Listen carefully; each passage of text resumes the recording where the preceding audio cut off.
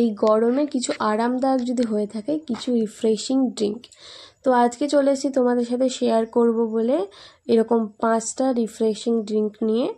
তো চলো, hello everyone, welcome back my channel food incense 16। তো আজকের ভিডিও প্রথমেই শুরু হচ্ছে আমাদের আম পান্না দিয়ে। তো গরমে সবাই জানো যে সব থেকে রিফ্রেশিং হলো আম পোড়ার শরবত বলে যেটাকে আমরা চিনি। তো দেখো, আমি একটা আম ভালো করে পুড়িয়ে নিয়েছি। এটা সব থেকে আরও বেশি ভালো হয় যখন উনুনে পুড়ানো হয়। তো এখানে তো আর উনুন নেই, তাই গ্যাসে আমি ভালো করে পুড়িয়ে নিয়েছি।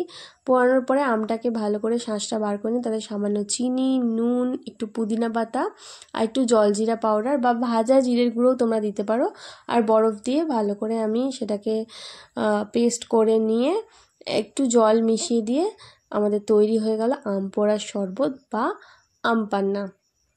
তো নেক্সট ড্রিঙ্ক হলো ওয়াটারমেলন জুস। তো গরমে আরও একটা ফল যেটা আমাদের খুবই প্রিয় সেটা হলো ওয়াটারমেলন বা তরমুজ। তো দেখো, তরমুজটাকে আমি ভালো করে টুকরো করে কেটে নিয়েছি।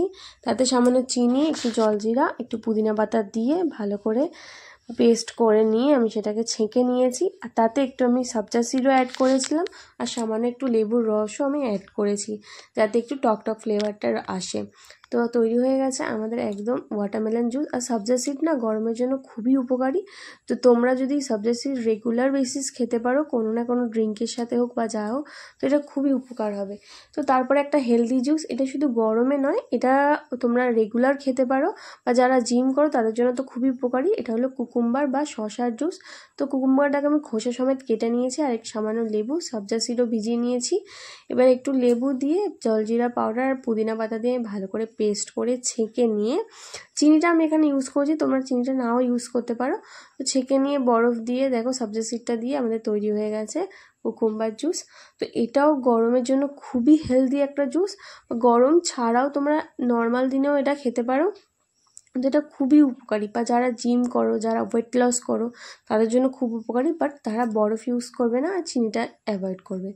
তো গরমে সব থেকে প্রিয় হলো বাচ্চা থেকে বড় সবারই আম। তো গরমে যদি আমি ম্যাঙ্গো জুসটাই না করি তাহলে আর কি করলাম। তো তাই জন্য দেখো, ম্যাঙ্গো এটাতে কোনো নেই, আম যদি খুব মিষ্টি হয় চিনি দেওয়ারও দরকার পড়ে না। আমি এটা আমটাকে ভালো করে পেস্ট করে নিয়েছি, বরফের সাথে একটু ড্রাই ফ্রুটস দিয়ে সার্ভ করে দিয়েছি ম্যাঙ্গো জুস।